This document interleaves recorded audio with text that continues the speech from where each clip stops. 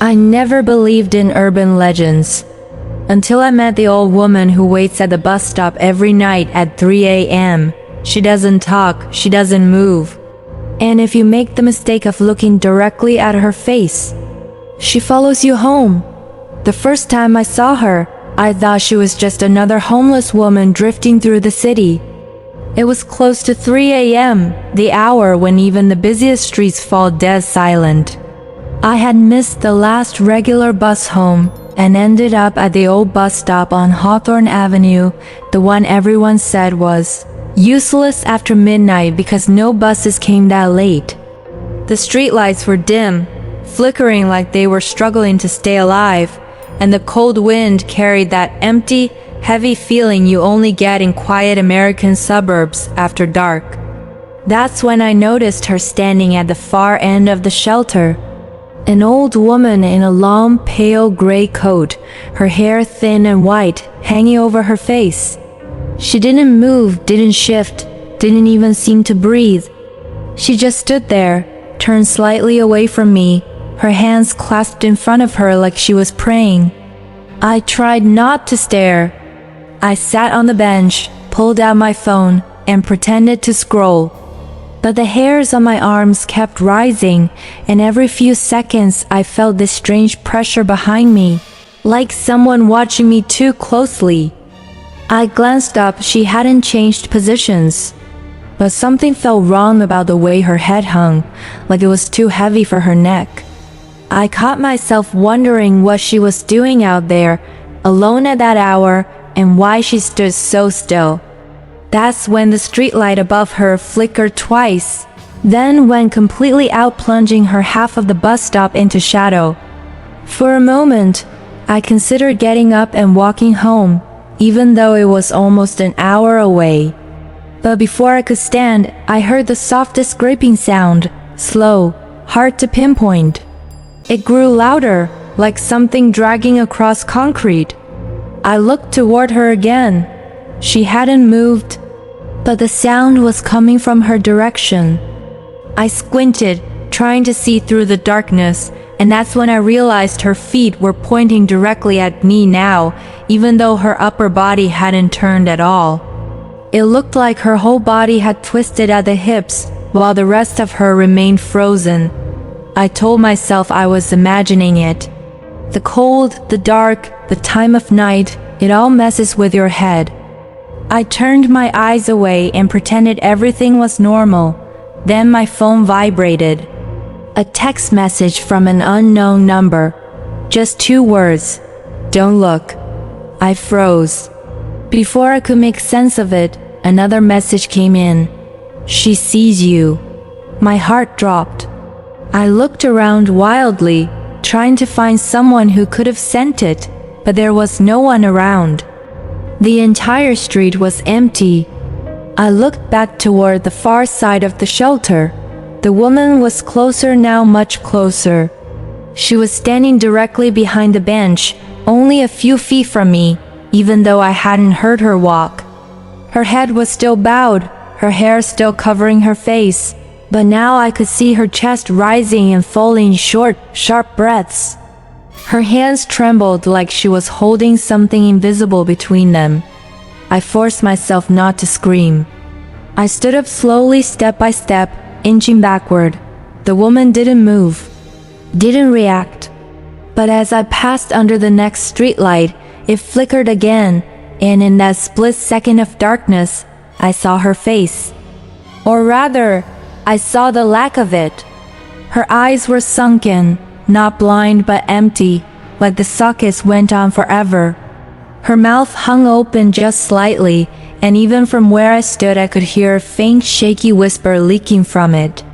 I couldn't understand the words, but the tone felt pleading, almost desperate. I ran. I didn't think, didn't look back, just ran as fast as I could down the empty street. My breath burned in my chest and my legs felt rubbery, but I didn't stop until I reached the next block where the streetlights were brighter. When I finally risked a glance behind me, the bus stop was just a shadowy shape in the distance. She wasn't there. I tried to tell myself she couldn't have followed me. She was old, frail-looking, barely able to hold herself up. But then another vibration in my pocket made my blood run cold. A third text, "Don't go back." I went home and barely slept. The next day, I kept replaying everything in my head. I wanted to believe it was just exhaustion, a hallucination brought on by no sleep and cold weather. So after work, I decided to check the Hawthorne bus stop again, but in daylight this time. When I got there, the place looked completely normal, empty, clean, like nothing had ever happened. But as I stepped closer, I noticed scratches etched deep into the concrete floor right where she had been standing. Long, jagged marks, as if someone had been dragged or had crawled.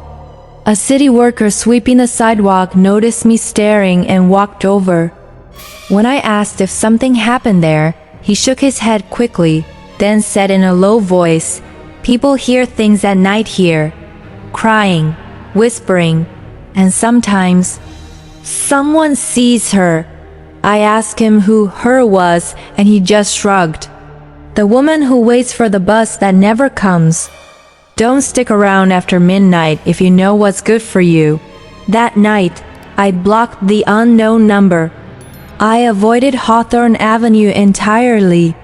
But sometimes, around 3 a.m., I still hear the faint vibration of my phone on the nightstand, even though the screen stays dark.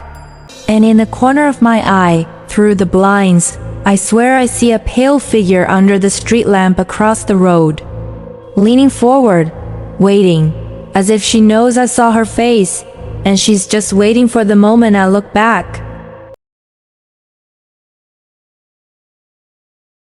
I always thought ice cream trucks were harmless reminders of childhood, until I saw one moving through the streets of Michigan at 4 a.m. with no driver, no lights on, and a warped, cheerful tune that seemed to follow me home.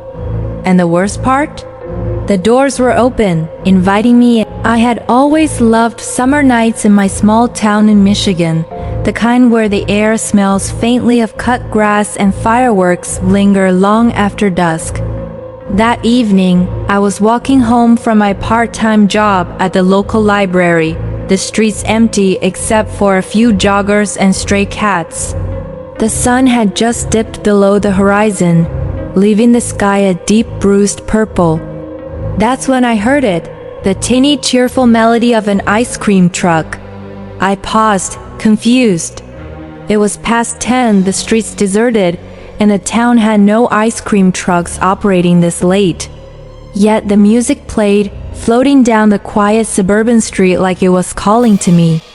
I frowned and kept walking, but the tune followed, growing louder, closer, turning the corner just ahead of me. I slowed my pace and peered around the corner. There it was, an old-style ice cream truck, paint faded and peeling, lights blinking softly, parked halfway down the street. The engine hummed, but there was no one behind the wheel. No headlights, no shadow. Just the truck, moving ever so slightly, as if it were breathing. My first instinct was to cross the street, to get as far away from it as possible. But my feet betrayed me, moving closer. Something about the truck, the music, seemed hypnotic, pulling me toward it. I told myself it was silly. Trucks don't drive themselves. I must be imagining things, tired from work, letting my mind play tricks on me. As I approached, the music stopped abruptly.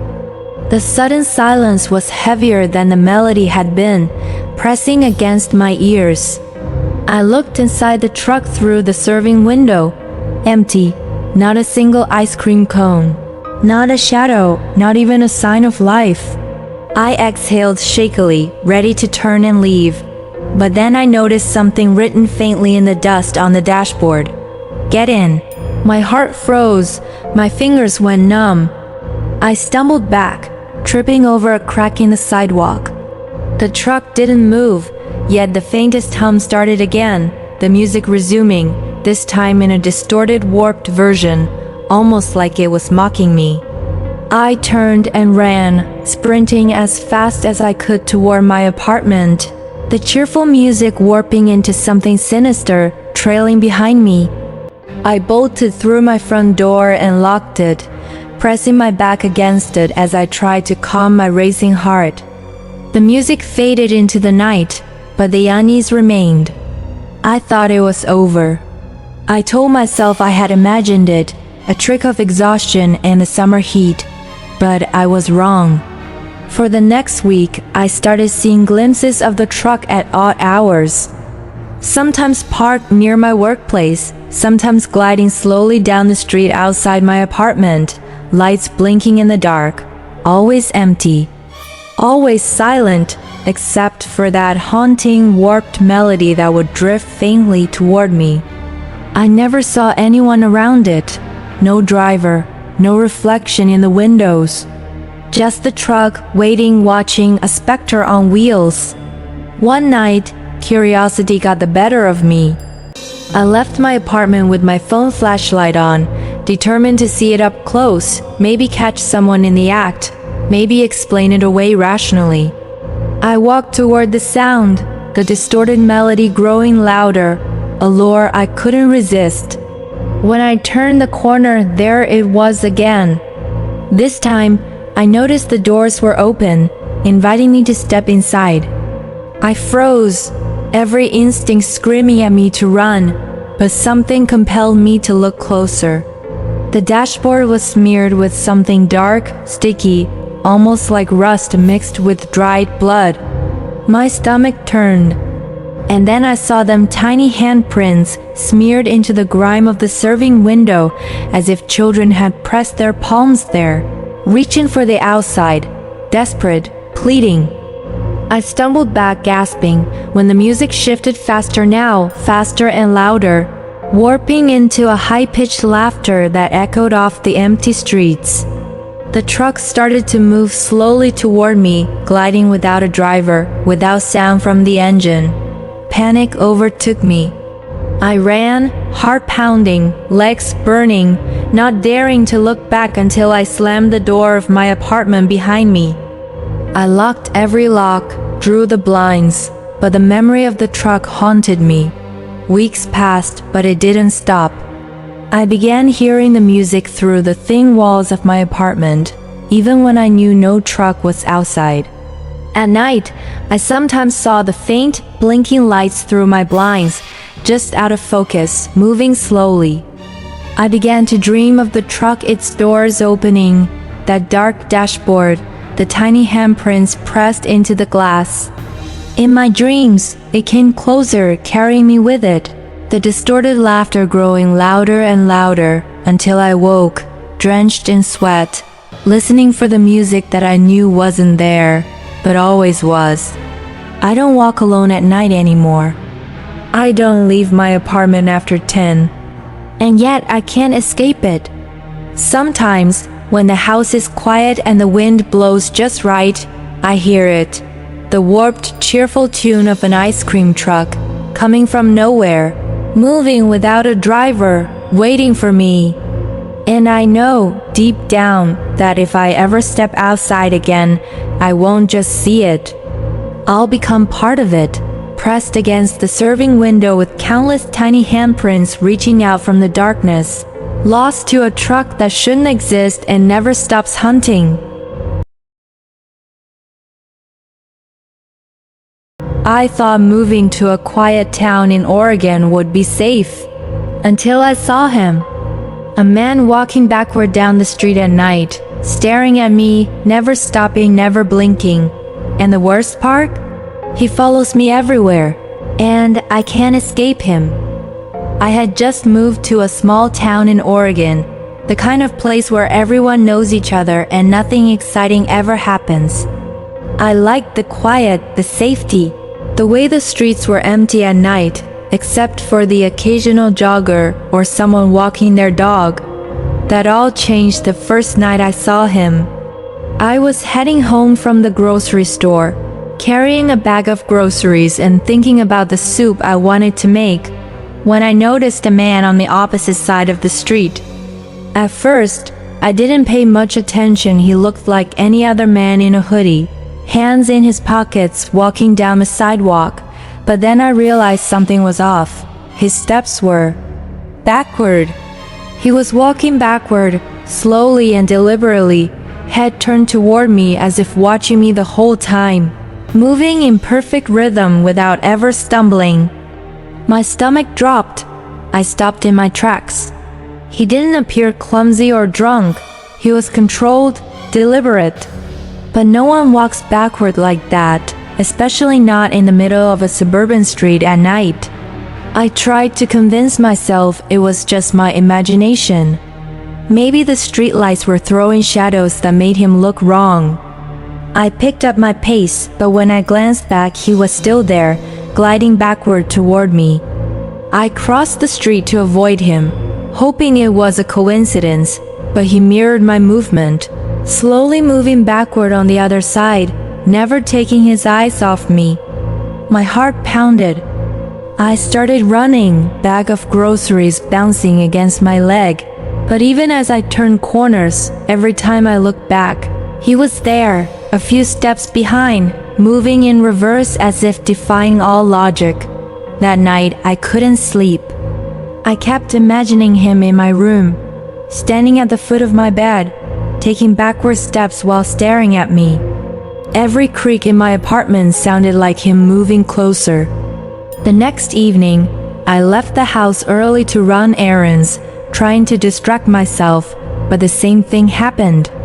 Around 9 p.m., as I turned onto my street, I saw him again, walking backward, perfectly centered in the sidewalk, head twisted just enough to watch me.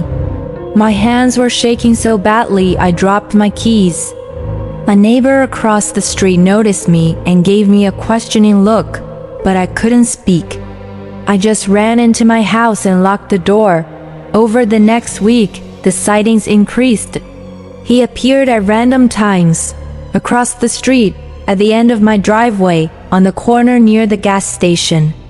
He always walked backward, never forward, never stopping, always watching. I started leaving lights on, sitting near windows, trying to keep track of him, but he was always just out of reach. I began to notice small things. The shadows he cast didn't match his body. The way his hoodie moved didn't follow gravity, and once, I swear his reflection in a store window moved forward while he moved backward. It was subtle, but unmistakable. One night, desperate and terrified, I decided to confront him. I walked toward him, heart hammering, shaking so badly I could barely open the door to the street. He didn't stop. He didn't turn. He just continued walking backward, his gaze fixed on me. I shouted, demanding he stop, demanding he explain himself, but there was no answer. Just the slow, deliberate backward motion, always toward me. Panic took over, and I ran, tripping over the curb, scraping my knee. But I didn't stop until I was inside my apartment, slamming the door behind me. After that night, things changed. He started appearing inside my peripheral vision, in places he couldn't possibly be, inside my grocery store, at the coffee shop, in the park while I jogged. Always backward, always watching. I called the police once, describing him, but they dismissed me. No one had seen him, no reports, no footage. I started keeping cameras inside and outside my apartment. One night, I reviewed the footage and my blood ran cold. On one clip, I was sitting in my living room and the camera caught him walking backward across the kitchen floor. There was no door through which he could have entered. No windows, nothing. Just him moving backward, staring at me. I don't leave my apartment much anymore. I keep the lights on, the blinds closed, but I can still feel him. The other night, I was lying in bed, trying to ignore the fear gnawing at my mind, when I heard his soft, shuffling footsteps, backward, circling my room. I held my breath. Then I felt it. A presence moving closer and closer, defying every rule of the physical world. impossible but undeniable. I tried to convince myself it was my imagination, that I was just exhausted from fear. But when I turned on my phone flashlight, there he was, standing at the foot of my bed, moving backward, head turned to look at me, hood shadowing his face. And then, just as suddenly, he vanished, leaving only a chill and the faintest echo of backward footsteps in the empty apartment. I've been living like this for weeks now. I don't answer the door. I don't look out the windows. I keep my apartment locked, and yet I can feel him. Always moving, always watching, always backward, never stopping. I can hear him sometimes in my dreams, pacing in reverse, whispering words I can't understand. I don't know who he is, what he wants, or why he's doing this, but I know one thing, he's real. And I can't escape him.